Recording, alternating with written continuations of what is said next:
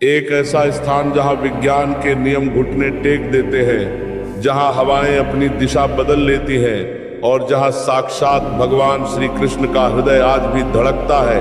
क्या आप जानते हैं कि इस पूरे ब्रह्मांड में केवल एक ही ऐसी जगह है जिसे धरती का वैकुंठ कहा जाता है? आखिर क्यों इस मंदिर की परछाई कभी जमीन पर नहीं गिरती और क्यों यहाँ का झंडा हवा के विपरीत लहराता है? चलिए शुरू करते हैं जगन्नाथपुरी की वह रहस्यमयी गाथा जो सतयुग से शुरू होकर कलयुग के अंत तक जाती है। पौराणिक ग्रंथों और शास्त्रों के अनुसार जगन्नाथपुरी केवल एक मंदिर नहीं बल्कि एक जीवित तीर्थ है। जब सृष्टि का निर्माण हुआ और देवताओं ने पृथ्वी पर अपने निवास स्थान चुने, तब भगवान विष्णु ने इस पुरुषोत्तम क्षेत्र को अपने विश्राम के लिए चुना। इसे शंख क्षेत्र भी कहा जाता है क्योंकि इसका भौगोलिक आकार एक शंख के समान है। इस कहानी की शुरुआत होती है मालवा के राजा इंद्रद्युम्न से। राजा इंद्रद्युम्न साक्षात विष्णु के अनन्य भक्त थे। उनके मन में एक ऐसी प्यास थी जो साधारण भक्ति से शांत नहीं हो रही थी। वे भगवान को साक्षात देखना चाहते थे, उनके सजीव रूप का स्पर्श करना चाहते थे। एक रात उन्हें स्वप्न में एक दिव्य संकेत मिला कि नीलांचल पर्वत की कंदराओं में भगवान नील माधव के रूप में विराजमान है। नील माधव भगवान का वह रूप जो नीलमणि के समान चमकता था और जिसकी पूजा गुप्त रूप से कबीले का मुखिया विश्वसु करता था। राजा ने अपने सबसे चतुर और ज्ञानी ब्राह्मण विद्यापति को इस खोज पर भेजा। विद्यापति के लिए यह केवल एक यात्रा नहीं थी बल्कि एक ऐसी परीक्षा थी जिसमें भक्ति और चातुर्य का अनूठा संगम होना था। विद्यापति जब ओडिशा के घने जंगलों में पहुंचे तो उन्हें उस कबीले का पता चला जहां साक्षात ईश्वर छिपे थे। विद्यापति ने देखा कि विश्ववसु हर सुबह जंगल की गहराई में जाता है और जब लौटता है तो उसके शरीर से एक ऐसी दिव्य सुगंध आती है जो इस संसार की नहीं हो सकती। विद्यापति समझ गए कि ईश्वर यहीं कहीं है। उन्होंने उस रहस्य तक पहुंचने के लिए मुखिया की पुत्री ललिता से विवाह किया। यह विवाह एक भक्त की अपने आराध्य तक पहुंचने की वह छटपटाहट थी जिसमें उसने संसार के सारे सुख दांव पर लगा दिए थे। लेकिन क्या विद्यापति उस गुप्त गुफा तक पहुंच पाए? क्या भगवान ने एक राजा के अहंकार को स्वीकार किया? यह रहस्य अभी गहराने वाला था। कल्पना कीजिए, आप उस ईश्वर के सामने खड़े हैं जिसे पाने के लिए आपने अपना सब कुछ दांव पर लगा दिया, लेकिन जैसे ही आप हाथ बढ़ाते हैं वह साक्षात मूरत पत्थर में विलीन होकर गायब हो जाती है। आखिर विद्यापति ने आंखों पर पट्टी बंधे होने के बावजूद वह गुप्त रास्ता कैसे खोजा और क्यों राजा इंद्रद्युम्न के पहुंचते ही भगवान ने उन्हें दर्शन देने से मना कर दिया? क्या था वह श्राप या कोई बठी योजना? विद्यापति ने मुखिया विश्वसु की पुत्री ललिता से विवाह तो कर लिया था, लेकिन उनका मन केवल नील माधव के चरणों में अटका था। उन्होंने बार बार अपनी पत्नी से विनती की कि वह अपने पिता को उन्हें दर्शन कराने के लिए मनाए। मुखिया विश्वसु जानता था कि यदि बाहरी दुनिया को इस गुप्त स्थान का पता चला तो भगवान यहाँ से चले जाएंगे, लेकिन अपनी पुत्री के आंसुओं के आगे वह हार गया। उसने एक शर्त रखी, मैं तुम्हें वहां ले जाऊंगा, लेकिन तुम्हारी आंखों पर 7 परतों वाली रेशमी पट्टी बंधी होगी। विद्यापति चतुर थे। उन्होंने अपनी पत्नी से कुछ सूखे सरसों के दाने मांगे और उन्हें चुपके से अपनी पोटली में भर लिया। जब विश्ववसु उन्हें कंधे पर बिठाकर दुर्गम गुफा की ओर ले जा रहा था, तब विद्यापति रास्ते भर एक एक दाना गिराते गए। उन्हें विश्वास था कि वर्षा ऋतु के बाद जब ये दाने अंकुरित होकर पीले फूलों का रूप लेंगे तो वे राजा इंद्रद्युम्न के लिए मार्गदर्शक बनेंगे। जब वे गुफा के भीतर पहुंचे और पट्टी हटाई गई तो विद्यापति की आंखें फटी की फटी रह गईं। वहां साक्षात भगवान विष्णु नीलमणि की एक ऐसी प्रतिमा के रूप में विराजमान थे जिससे निकलने वाला प्रकाश हारों सूर्यों को मात दे रहा था। विद्यापति ने वहां जाकर पूजा की और लौटकर राजा को संदेश भेजा। राजा इंद्रद्युम्न अपनी विशाल सेना और हाथियों के साथ पुरी पहुंचे, लेकिन जैसे ही वे उस गुफा के द्वार पर खड़े हुए वहां सन्नाटा था। गुफा खाली थी, नील माधव गायब हो चुके थे। राजा को अपनी शक्ति और सेना पर जो थोड़ा बहुत गर्व था वह पल भर में मिट्टी में मिल गया। तभी एक आकाशवाणी हुई, हे राजन, तुमने बल और छल का प्रयोग किया है, इस रूप में मैं तुम्हें दर्शन नहीं दूंगा। मैं अब दारू ब्रह्म के रूप में प्रकट होऊंगा। राजा फूट फूट कर रोने लगे। उन्हें समझ आ गया कि भगवान को आंखों से नहीं, आत्मा से देखा जाता है। यहीं से शुरू हुई जगन्नाथ मंदिर के उस निर्माण की नींव, जो कलयुग के सबसे बड़े चमत्कार की गवाह बनी। राजा इंद्रद्युम्न नील माधव के अंतर्धान होने से इतने दुखी थे कि उन्होंने अन्न जल त्याग कर प्रायश्चित करने का निर्णय लिया। वे समुद्र के किनारे बैठ गए और निरंतर विष्णु नाम का जप करने लगे। कई दिनों की कठिन तपस्या के बाद भगवान ने उनके स्वप्न में आकर दर्शन दिए और कहा, हे राजन, दुखी मत हो। मेरा नील माधव का रूप अब लुप्त हो चुका है, लेकिन मैं फिर प्रकट होऊंगा। पुरी के समुद्र तट पर एक विशाल वृक्ष का तना लहरों पर तैरता हुआ आएगा। उस पर शंख चक्र और गदा के चिन्ह बने होंगे। वही मेरा नया शरीर होगा, जिसे दारू ब्रह्म कहा जाएगा। अगले ही दिन राजा अपने मंत्रियों के साथ समुद्र तट पर पहुंचे। वहां उन्होंने देखा कि एक विशाल और दिव्य लकड़ घी का लट्ठा लहरों के साथ किनारे की ओर आ रहा है। उस लकड़ी से ऐसी सुगंध आ रही थी जैसे हजारों चंदन के वृक्ष एक साथ महक रहे हों। राजा ने आज्ञा दी कि इस लकड़ी को राजमहल ले जाया जाए ताकि इससे भगवान की मूर्ति बनाई जा सके। हजारों सैनिकों को काम पर लगाया गया, लेकिन वह लकड़ी अपनी जगह से हिली तक नहीं। राजा ने बड़े बड़े हाथियों को जंजीरों से बांधकर उस लकड़ी को खिंचवाया, लेकिन सेना और पशुओं की पूरी शक्ति भी विफल हो गई। राजा को एक बार फिर अपनी सीमाओं का आभास हुआ। तभी उन्हें भगवान के स्वप्न की एक और बात याद आई। उन्होंने शबर कबीले के मुखिया विश्ववसु को संदेश भेजा। जैसे ही विश्ववसु वहां पहुंचा और उसने भगवान के प्रति अपने निस्वार्थ प्रेम के साथ उस लकड़ी को स्पर्श किया, वह लकड़ी रुई के समान हल्की हो गई।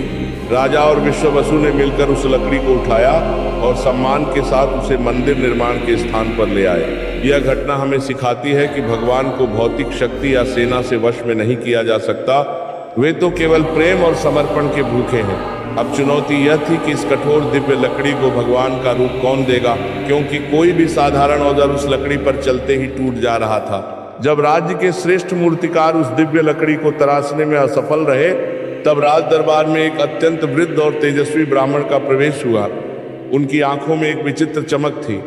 उन्होंने राजा से कहा कि वे भगवान की मूर्तियों का निर्माण कर सकते हैं, लेकिन उनकी एक कठिन शर्त थी। उन्होंने कहा, मैं 21 दिनों तक एक बंद कमरे में कार्य करूंगा। इस दौरान न तो कोई कमरे के भीतर आएगा और न ही कोई बाहर से झांकने की कोशिश करेगा। यदि यह नियम टूटा तो मैं उसी क्षण कार्य छोड़कर चला जाऊंगा। राजा इंद्रद्युम्न ने यह शर्त स्वीकार कर ली और वह वृद्ध ब्राह्मण, जो स्वयं भगवान विश्वकर्मा थे, कमरे के भीतर चले गए। कमरे के दरवाजे बाहर से बंद कर दिए गए। शुरुआती 15 दिनों तक नगरवासियों और राजा को केवल छेनी हथौड़े की मधुर आवाजें सुनाई देती थीं। लोग उत्सुक थे कि आखिर भगवान का वह दारू ब्रह्मरूप कैसा होगा। लेकिन जैसे जैसे दिन बीते, रानी गुंडीचा के मन में घबराहट पड़ने लगी। 15वें दिन के बाद अचानक कमरे के भीतर से आवाजें आनी बंद हो गई। पूरी तरह सन्नाटा छा गया। रानी को लगा कि वह वृद्ध ब्राह्मण बिना भोजन पानी के इतने दिनों से अंदर है, कहीं उसके साथ कुछ अनहोनी तो नहीं हो गई। ममता और व्याकुलता के कारण रानी ने राजा को विवश कर दिया कि दरवाजा खोलकर देखा जाए। राजा ने अपने वचन और पत्नी के प्रेम के बीच जूझते हुए अंततः दरवाजा खोल दिया। भीतर का दृश्य देखकर सबके होश उड़ गए। वह वृद्ध मूर्तिकार गायब था और वहां 3 अधूरी मूर्तियां खड़ी थीं। उनके न हाथ थे, न पैर और न ही उंगलियां, केवल बड़ी बड़ी गोल आंखें और विशाल मुख थे। राजा को अपनी भूल का एहसास हुआ और वे फूट फूट कर रोने लगे। उन्हें लगा कि उन्होंने प्रभु के प्रकट होने में बाधा डाल दी है और अब दुनिया उन्हें कभी माफ नहीं करेगी। लेकिन तभी एक गूंज सुनाई दी कि भगवान इसी रूप में कलयुग के कष्टों को हरने के लिए आए हैं। मूर्तियों के निर्माण के बाद सबसे बड़ा प्रश्न यह था कि इन काष्ठ की प्रतिमाओं में प्राण कैसे फूंके जाए।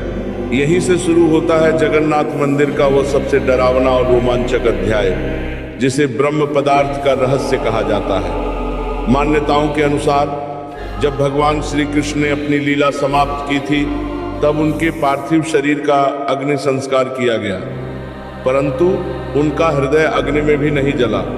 वह एक जीवित ऊर्जा के रूप में शेष रहा, जिसे आज ब्रह्म पदार्थ के नाम से जाना जाता है। ये कोई साधारण वस्तु नहीं है, यह साक्षात भगवान की चेतना है जो हजारों वर्षों से इन मूर्तियों के भीतर सुरक्षित रखी गई है। हर 12 या 19 वर्ष के बाद जब पुरानी मूर्तियों को बदलकर नई मूर्तियां स्थापित की जाती हैं, जिसे नवकलेवर कहा जाता है, तब इस ब्रह्म पदार्थ को एक मूर्ति से दूसरी मूर्ति में स्थानांतरित किया जाता है। यह प्रक्रिया जितनी पवित्र है उतनी ही रहस्यमयी और भयानक भी। जिस रात ये कार्य होना होता है उस रात पूरी शहर में सन्नाटा पसर जाता है। उड़ीसा सरकार के आदेश पर पूरे शहर की बिजली काट दी जाती है। मंदिर के आसपास हजारों सैनिकों का पहरा होता है ताकि कोई भी बाहरी व्यक्ति उस दिव्य ऊर्जा के संपर्क में ना आ सके। केवल मंदिर के मुख्य पुजारियों को ही भीतर जाने की अनुमति होती है। भीतर जाने से पहले पुजारी की आंखों पर 7 परतों वाली रेशमी पट्टी मजबूती से बांध दी जाती है। उनके हाथों को मोटे कपड़े के दस्तानों से ढक दिया जाता है। ऐसा इसलिए किया जाता है क्योंकि शास्त्रों में लिखा है कि यदि किसी ने उस ब्रह्म पदार्थ को नंगी आंखों से देख लिया तो उसके शरीर के चिथड़े उड़ जाएंगे या वह उसी क्षण प्राण त्याग देगा। पुजारी जब पुरानी मूर्ति के पेट से उस पदार्थ को निकालते हैं तो वे अपने अनुभवों में बताते हैं कि उन्हें ऐसा महसूस होता है जैसे उनके हाथ में कोई जीवित प्राणी हो। वह धकता है, वह गर्म होता है और उसमें एक ऐसी हलचल होती है जैसे कोई हृदय धक धक कर रहा हो। बिना देखे और बिना छुए उस जीवित ऊर्जा को नई मूर्ति के भीतर स्थापित कर दिया जाता है। यह इस बात का जीवित प्रमाण है कि जगन्नाथ मंदिर केवल एक इमारत नहीं है बल्कि भगवान का चलता फिरता शरीर है। भगवान जगन्नाथ को जगत का नाथ कहा जाता है और एक राजा की तरह उनके भोग की व्यवस्था भी अत्यंत निराली है। मंदिर के भीतर स्थित रसोई को दुनिया की सबसे बड़ी और सबसे पवित्र रसोई माना जाता है। यहाँ हर दिन हजारों लोगों के लिए भोजन तैयार होता है जिसे महाप्रसाद कहा जाता है। इस रसोई से जुड़े चमत्कार विज्ञान की हर परिभाषा को झुठला देते हैं। यहाँ भोजन पकाने के लिए किसी आधुनिक यंत्र या गैस का प्रयोग नहीं होता। सारा भोजन मिट्टी के बर्तनों में और केवल लकड़ी की आग पर पकाया जाता है। रसोई की सबसे बड़ी विशेषता इसकी तकनीक है। यहाँ आग पर एक के ऊपर एक साथ मिट्टी के बर्तन रखे जाते हैं। सामान्य बुद्धि कहती है कि सबसे नीचे वाले बर्तन में सबसे पहले आंच लगेगी और खाना पहले पकेगा, परंतु जगन्नाथ जी की रसोई में सबसे ऊपर रखे 7वें बर्तन का खाना सबसे पहले पकता है, उसके बाद 6ठे का और अंत में सबसे नीचे वाले बर्तन का। इतना ही नहीं, इस रसोई के बारे में कहा जाता है कि यहाँ साक्षात माता लक्ष्मी स्वयं भोजन की देखरेख करती है। यदि भोजन बनाते समय कोई अशुद्धि हो जाए या भगवान को भोग लगाते समय कोई त्रुटि हो तो रसोई के पास एक कुत्ता दिखाई देने लगता है। उस कुत्ते का दिखना इस बात का संकेत होता है कि भोजन अपवित्र हो गया है और उसे तुरंत जमीन में दबा दिया जाता है। एक और सबसे बड़ा चमत्कार इसकी मात्रा को लेकर है। मंदिर में आने वाले भक्तों की संख्या कभी निश्चित नहीं होती। कभी 10,000 लोग आते हैं तो कभी 10 लाख। लेकिन ताज्जुब की बात यह है कि महाप्रसाद हर दिन एक ही निश्चित मात्रा में बनाया जाता है। हजारों वर्षों का इतिहास गवाह है कि यहाँ कभी प्रसाद कम नहीं पटा और न ही कभी व्यर्थ गया। जैसे ही मंदिर के पट बंद होते हैं, बचा हुआ प्रसाद अपने आप समाप्त हो जाता है। ये माता अन्नपूर्णा का वह आशीर्वाद है जो इस रसोई को दिव्य बनाता है। जगन्नाथ मंदिर का शिखर और उस पर लगा ध्वज पूरी दुनिया के लिए एक अनसुलझी पहेली है।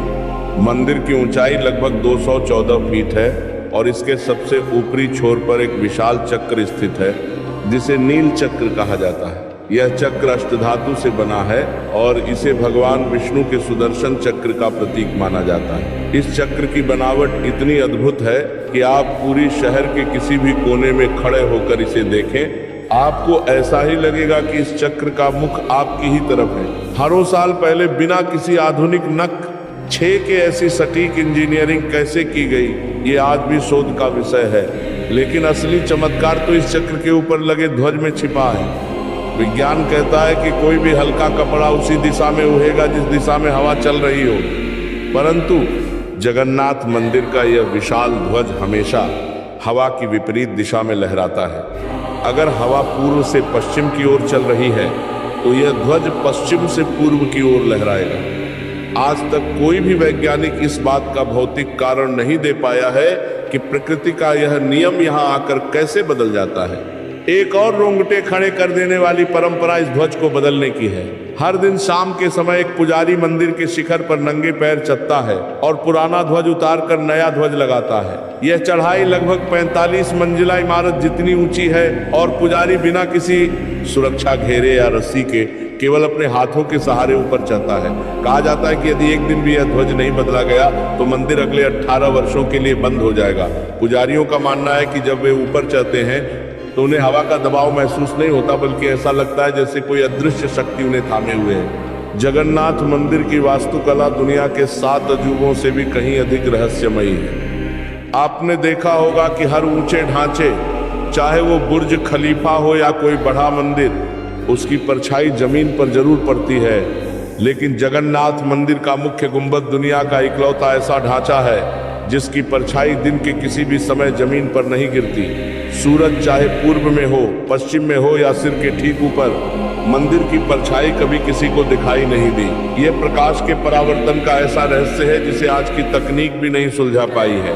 एक और बात जो पक्षियों और विमानों से जुड़ी है वो इसे और भी दिव्य बनाती है। आमतौर पर मंदिरों के कलश पर पक्षी बैठे हुए या ऊपर उठते हुए दिखाई देते हैं, लेकिन जगन्नाथ मंदिर के ऊपर से आज तक न तो कोई पक्षी उठता हुआ देखा गया है और न ही कोई पक्षी नील चक्र पर कभी बैठा है। इतना ही नहीं, मंदिर के ऊपर से किसी भी हवाई जहाज या हेलीकॉप्टर का निकलना भी वर्जित माना जाता है। इसे सरकार ने नो फ्लाई जोन घोषित नहीं किया है, फिर भी कोई भी विमान इसके ऊपर से नहीं गुजरता। ऐसा माना जाता है कि मंदिर के ऊपर एक ऐसा ऊर्जा क्षेत्र बना हुआ है जो पक्षियों और मशीनों को अपनी ओर आने से रोकता है। कुछ लोग इसे भगवान की सुरक्षा का कवच मानते हैं, तो कुछ इसे प्राचीन वास्तु शास्त्र का चमत्कार। पुरी का यह पुरुषोत्तम क्षेत्र वास्तव में एक ऐसी जगह है जहां पृथ्वी की शक्तियां ब्रह्मांड की शक्तियों से मिलती हैं, और शायद इसीलिए यहाँ भौतिक विज्ञान के सारे नियम शून्य हो जाते हैं दल से। लेकिन क्या आप जानते हैं कि इस मंदिर के रहस्यों की जहें केवल आकाश और हवाओं तक ही सीमित नहीं है, बल्कि वे जमीन के बहुत नीचे पाताल तक गहरी धंसी हुई हैं। मंदिर के गर्भगृह के ठीक नीचे एक ऐसा स्थान है जिसे दुनिया के सबसे सुरक्षित और डरावने स्थानों में गिना जाता है। इसे कहते हैं रत्न भंडार। ये मंदिर का वो गुप्त खजाना है जिसके बारे में कहा जाता है कि इसमें इतना सोना और बहुमूल्य रत्न मौजूद हैं कि उनकी गणना करना भी असंभव है। इस भंडार के 2 हिस्से हैं। पहला हिस्सा बाहरी भंडार है जिसे विशेष उत्सवों के समय खोला जाता है, लेकिन असली रहस्य छिपा है इसके भीतरी भंडार में, जिसे पिछले कई दशकों से कोई भी खोलने का साहस नहीं जुटा पाया है। लोक कथाओं और मंदिर के पुराने पुजारियों की माने तो इस भीतरी भंडार की सुरक्षा स्वयं दिव्य और अदृश्य नाग करते हैं। जब भी सरकारी अधिकारियों या पुरातत्व विभाग ने इस कमरे को खोलने का प्रयास किया तो वहां से अचानक ऐसी भयानक फुंकार और सांपों के सरसराने की आवाजें आने लगी कि काम को बीच में ही रोकना पड़ा। कहा जाता है कि इस खजाने की चाबियां भी रहस्यमयी तरीके से काम करना बंद कर देती हैं। इतिहास इस बात का साक्षी है कि कई विदेशी लुटेरों ने इस अकूत संपत्ति पर अपनी नजर डाली, लेकिन जो भी इस खजाने की दहलीज को पार करने की कोशिश करता वह या तो अंधा हो जाता या किसी मानसिक बीमारी का शिकार हो जाता।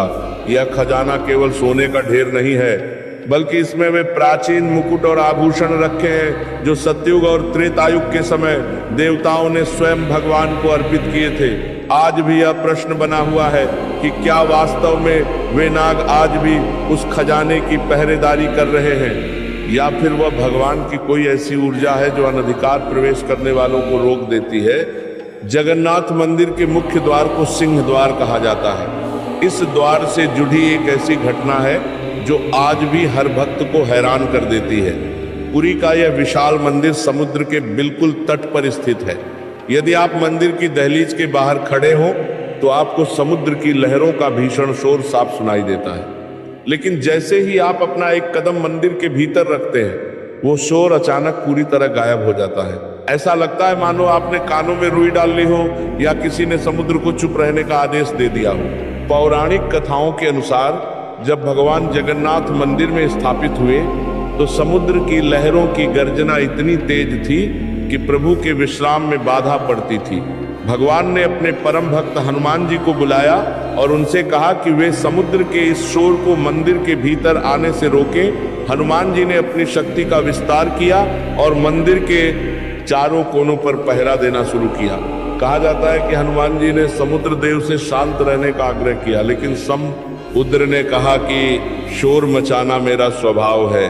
तब हनुमान जी ने स्वयं को 4 रूपों में विभाजित किया और मंदिर के चारों द्वारों पर बैठ गए। उन्होंने अपनी ऊर्जा से मंदिर के चारों ओर एक ऐसा अदृश्य सुरक्षा घेरा बनाया कि समुद्र की आवाज भीतर प्रवेश ही नहीं कर पाती। आज भी बेदी हनुमान के रूप में बजरंगबली वहां विराजमान है।